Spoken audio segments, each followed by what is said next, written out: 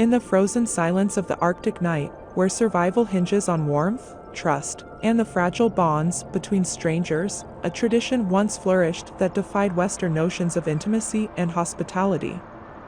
Among certain Inuit communities, often misrepresented by the outdated term Eskimo, the act of offering one's wife to a guest was not a scandalous indulgence, but a sacred gesture of survival, solidarity, and social cohesion too.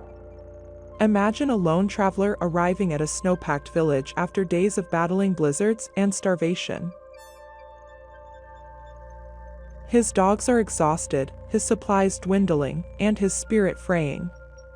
In this unforgiving landscape, the host's igloo becomes more than shelter, it becomes sanctuary.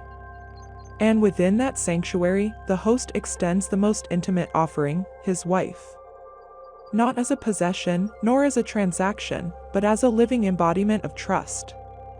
Her presence ensures the guest's comfort, warmth, and psychological restoration. In a world where frostbite and isolation kill faster than hunger, this act could mean the difference between life and death. But this tradition was never universal, nor simplistic. Anthropologists have revealed that such exchanges were often ritualized, consensual, and deeply embedded in the social fabric of Arctic life.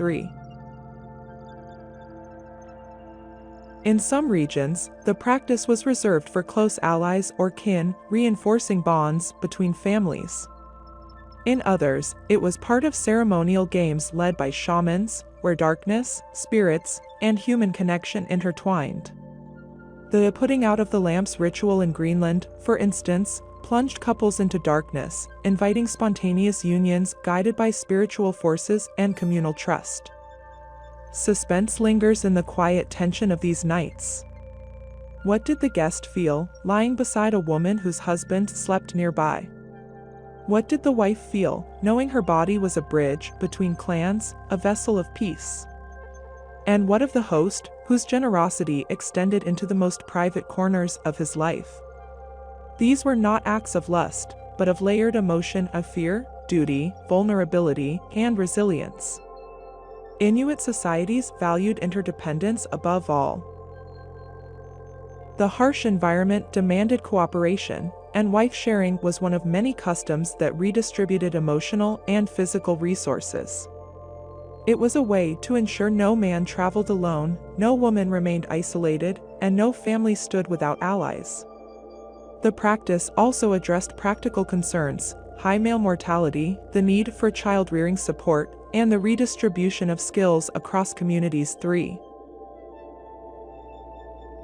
Today, such traditions have faded, reshaped by modern values, religious influence, and changing social norms. But the echoes remain, in stories whispered across icy plains, in the anthropological records that challenge our assumptions, and in the haunting truth that survival sometimes demands intimacy beyond comprehension. This was not a culture of indulgence. It was a culture of endurance.